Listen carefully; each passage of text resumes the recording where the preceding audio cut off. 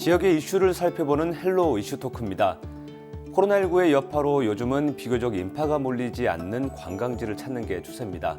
이 밀폐된 공간보단 탁 트인 자연 환경을 즐기는 게 더 안전한 여행이 되고 있는 건데요. 이번 시간은 비교적 사람이 덜 붐비고 자연을 만끽하면서 역사 여행도 즐겨볼 수 있는 전남 서남권의 주요 관광지를 살펴보겠습니다. 전영자 전남문화관광해설사와 함께합니다. 해설사님 안녕하십니까? 안녕하세요. 네, 요즘은 코로나19 확산이 계속이 되고 있는데 이런 상황에서도 현장에서 활동을 하고 계시잖아요. 네. 요즘 현장 분위기 좀 어떤가요? 요즘에는 조금 사람들이 많이 내려와서 좀 붐비고 있고요. 특별히 이제 관광업계 희소식부터 전해드릴게요. 전남도가 동북아 해양관광 중심지로 도약하기 위해서 전남권 관광개발 계획을 발표했어요.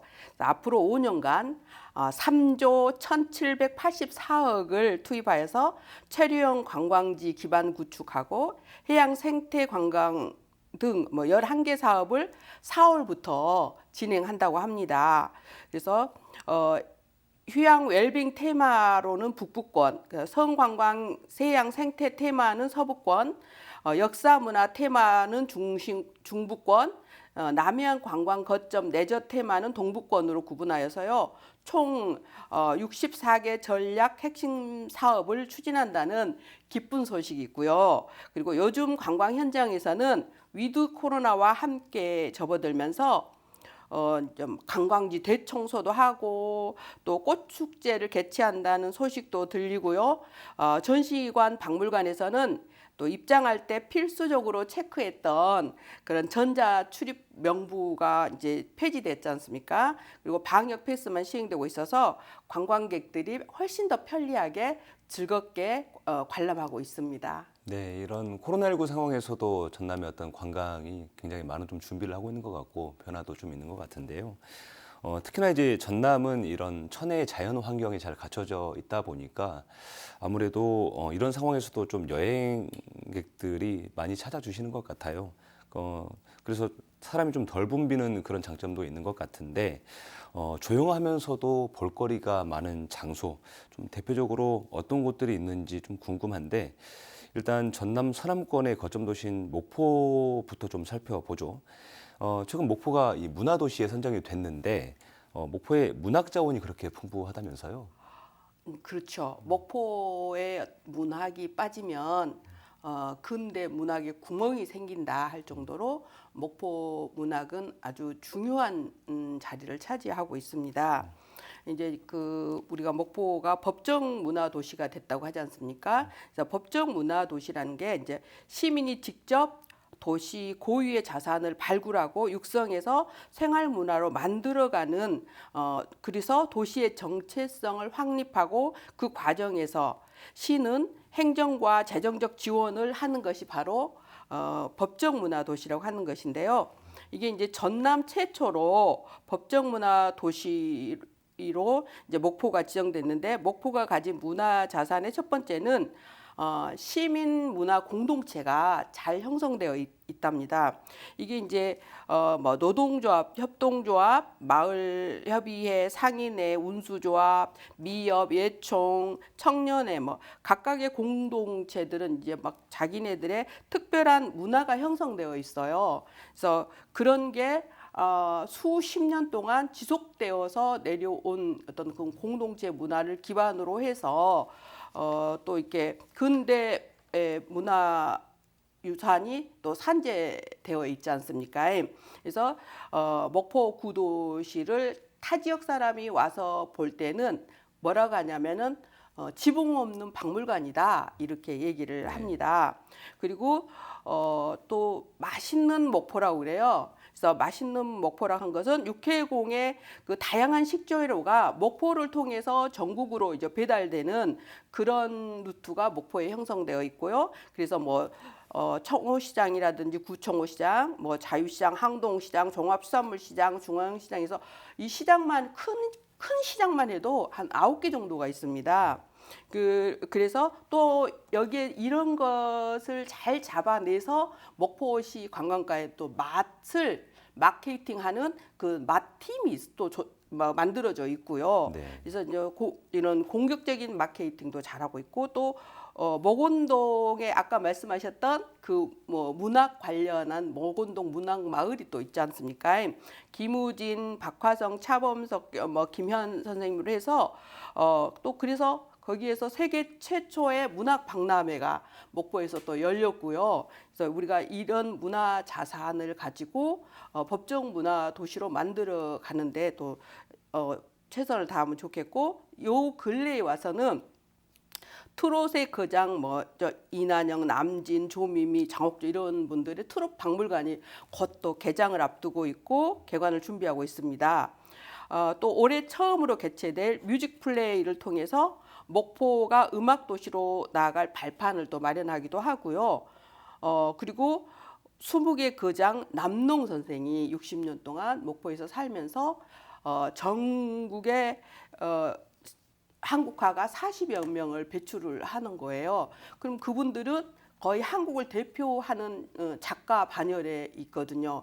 이런 경우는 세계적으로 어딜 가도 없어요. 목포만이 가지고 있는 거죠.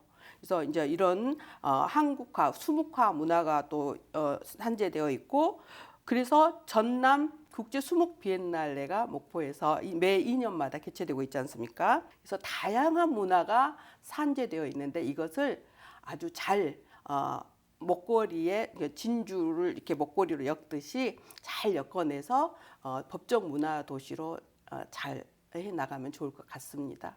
네. 목포는 1897년 그러니까 120년 정도의 개항의 역사를 간직한 곳인데요. 그래서인지 근대 역사 자원들이 굉장히 좀 풍부한 것 같습니다. 원도심에 가면 지금도 아직까지 그 남아있는 것들이 참 많은데 이런 근대 역사를 살펴볼 수 있는 목포의 관광 자원도 좀 소개 좀 해주시죠. 목포의 근대 역사를 살펴볼 수 있는 목포의 큰 관광 자원은 딱 지역을 두 개로 나눌 수 있거든요. 그러니까 유달산의 남부권, 유달산의 동부권 이렇게 하면은 남부권은 그러니까 일본인 거리라고 그래서 일본인들이 사용했던 적산가옥들이 한 300여 채가 남아 있고요. 네. 그리고 이제 그 동부권을 보면은 그 김우진이 작가가 살았던 터가 지금 현재 북교동 성당이 자리거든요. 그래서 네. 그 동네도 좋고, 그리고 이제 우리 청년들이 그 일제 강점기 때 많이 움직였던 목포 청년회관이 있고요. 그리고 양동 교회가 있고 이렇게 해서 근대 문화유산들이 산재되어 있는 공간이 있습니다. 네, 목포에 참 많은 근대 역사 자원들이 있는 것 같은데 또 이곳뿐만 아니라 가까운 곳에 자연을 만끽할 수 있는 곳들도 많은 것 같습니다. 바로 전국에서 섬이 가장 많은 신안군인데요. 이곳 역시 섬의 역사를 알아가면서도 자연을 만끽하기에 더없이 좋은 지역인 것 같은데 최근에 보면 장산도의 역사 문화관이 문을 열기도 했는데 이렇게 자연과 함께 지역의 역사도 함께 좀 살펴볼 수 있는 장소가 있다면 소개 좀 해주시죠. 신안은 이제 제 고향이기도 하고 그 전남의 육지가 넓어진 게 그 간척 사업을 하면서 육지가 굉장히 넓어지거든요.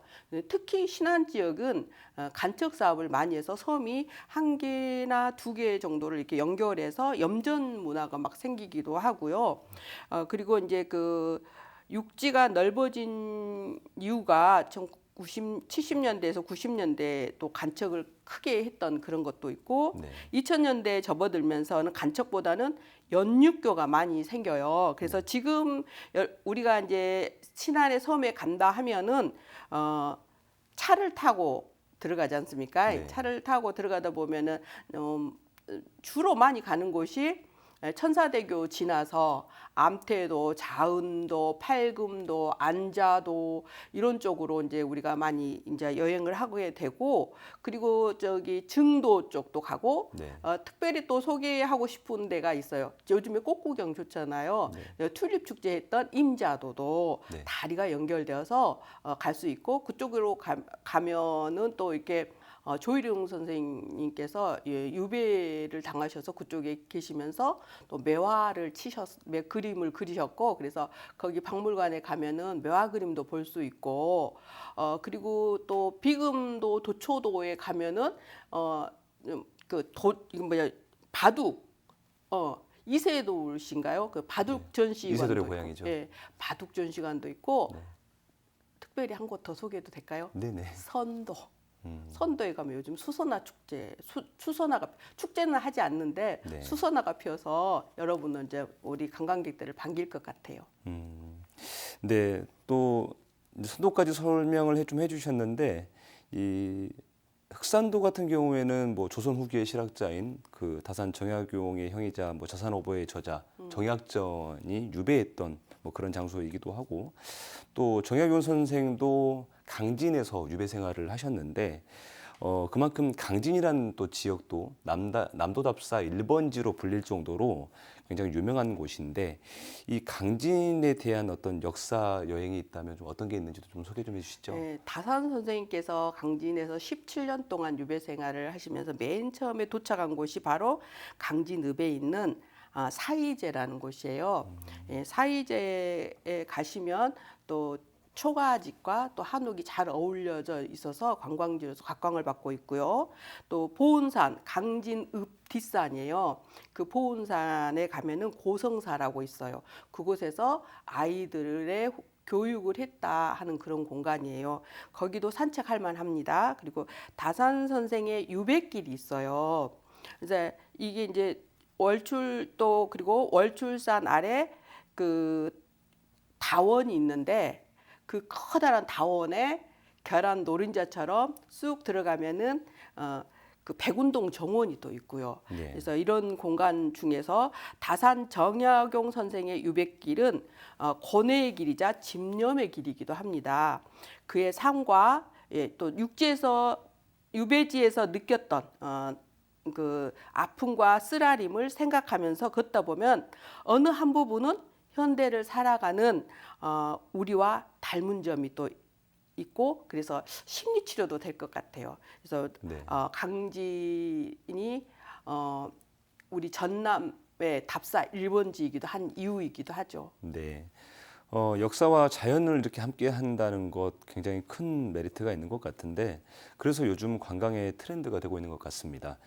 그 완도도 빼놓을 수 없는 지역이기도 한데, 최근에 보면 해양 치유 산업을 좀 적극적으로 육성을 하는 것 같습니다. 그러면서 뭐 노르딕 워킹이라든지 필라테스, 명상 같은 것들을 즐길 수 있는데, 이런 코로나19 상황에서 가장 적합한 형태의 어떤 여행이 아닌가 생각이 됩니다.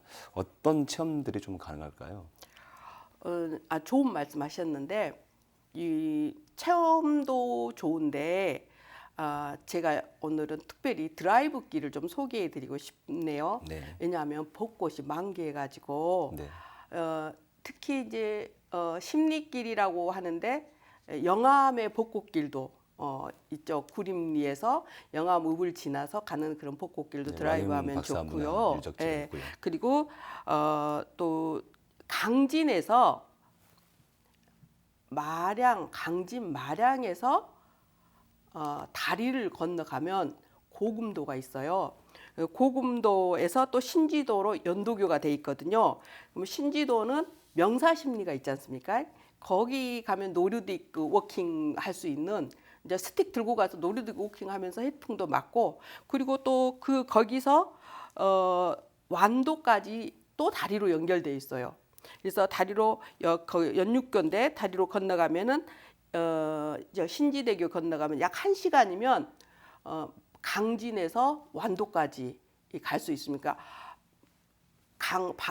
바다를 지나서 섬을 지나서 거기가 약간 이렇게 구불구불한 길이거든요. 운치가 있어요. 그리고 그런 길을 드라이브에 가면은 완도 타워가 있고, 또 완도 타워 아래 보면은 레일로 자전거 있어요. 이렇게 레일바이크. 레일바이크 네. 타보셨어요? 네. 그래서 레일바이크도 탈 수 있고, 또 안도 수목원도 있고, 네. 또 그쪽에도 이제 그 벚꽃길이 좋거든요. 네, 방금 그 봄꽃 설명해 주셨는데, 요즘 길을 나서면 어디를 가나 꽃이 피어 있는 것 같아서 참 설레는 시기가 아닌가 생각이 좀 됩니다. 네, 그래서 이런 봄꽃 또 빼놓을 수 없는 게 축제인 것 같습니다. 이제 봄을 맞아서 지역마다 각각 축제들을 해왔었는데 사실 코로나19 때문에 과거에 취소됐던 경험들이 있었는데 올해는 또 열리는 곳들도 있다고 들었습니다. 혹시 네. 있다면 어떤 곳들이 있는지 소개 좀 해주시죠. 도내 시군에 이제 크고 작은 축제들이 많았는데요. 많이 취소되고 또 온라인으로 아쉬움을 달래기도 합니다. 온라인으로 살짝 축제를 이제 돌려서 하는 그런 경우도 있어요. 그래서 봄을 대표하는 축제로 우리 이 도에는 광양의 매화축제. 축제를 안 해도 사람들이 다 알고 그냥 꽃 보러 가잖아요. 네. 그리고 한평의 나비 축제는 가을로 연기한다는 말이 있고 영암의 벚꽃 축제도 가을로 연기한다는 말이 있습니다.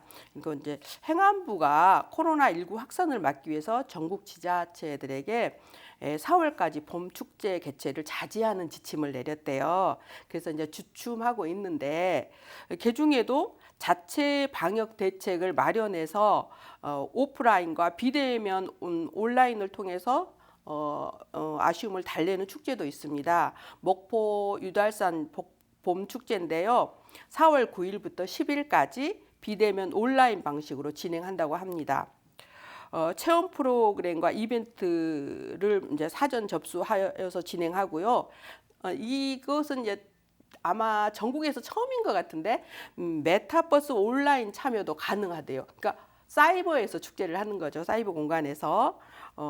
그래서 저도 기대가 됩니다. 그리고 신안군의 임자도 튤립 축제도 취소는 됐지만은 연육교가 생겨서 꽃을 찾아오시는 관광객들이 많을 것을 대비해서 철저하게 방심하지 않고 방역을 하겠다 이런 기사를 봤습니다. 네. 방금 소개해 주신 것처럼 이렇게 취소된 축제도 있고 또 열리는 축제들이 있는데 정보를 잘 활용하셔서 방문객들이 헛걸음하지 않도록 하셨으면 좋겠고요. 오늘 나눠본 이야기들을 토대로 이 전남 서남권의 문화 관광 전망 어떻게 보시는지 또 서남권의 특색 있는 문화 관광 발전을 위해서 남은 과제가 있다면 어떤 것들이 있는지도 좀 소개 좀 해주시죠. 서남권 중에 목포 신안을 말씀드리자면은 코로나19가 3년째 기승을 부리는 와중에도 미디어 마케팅을 만들어서 마케팅 팀을 만들어서 충실하게 관광객들에게 적극적으로 홍보하고 또 관광객을 적극적으로 유치하는 것을 볼 수 있는데요. 이제 처음에는 호텔 델루나 델루나 이후에 엄청 많은 사람들이 목포를 찾았거든요. 그리고 신안과 목포가 이렇게 자주 보여주면서 관광객들이 안 잊고 다시 찾아올 수 있는 그런 계기를 마련한 것 같아요. 그리고 그 촬영지에 가면은 사람이 북적북적합니다. 또한 이제 목포에 오시는 70%의 관광객들이 맛있는 것을 먹으러 오신답니다. 근데 이건 설문조사 결과예요. 그래서 우리의 목포나 신안의 이런 대표 브랜드를 이미지화하여서 각인시키고 또 맛있는 것 하면 목포, 또 청정 지역, 힐링하면 전남이라는 이런 이미지가 전국에 계시는 국민들 뇌리에 탁 박히게 이렇게 마케팅해서 많은 사람들이 안심하고 이렇게 전남을 찾아주셨으면 좋겠고 또 뭐든지 단발성이면 안 되거든요. 길게 가야지. 금방 했다가 안 해보면은 안 되니까 그러면 예산 낭비. 그래서 지속해야 되지 않겠습니까? 그래서 지역민의 노력과 철저한 위생 관리를 통해서 안전한 여행지가 전남이다라는 것을 좀 이렇게 보여줬으면 좋겠습니다. 네, 방금 말씀해 주신 것처럼 이런 좋은 자원들 더 가꾸고 저희가 더 발굴해 내면 앞으로는 이 전남을 찾는 관광객들이 훨씬 더 많이 생길 거라고 생각이 됩니다. 오늘 말씀 여기까지 듣겠습니다. 고맙습니다. 네, 이번 시간은 코로나19 상황에 어울리는 전남 서남권의 주요 관광지들을 살펴봤는데요. 지금보다 더 다양한 관광지가 마련돼서 앞으로는 지역 곳곳에서 더 알찬 문화 관광을 즐길 수 있길 기대해 보겠습니다. 지금까지 헬로 이슈토크였습니다.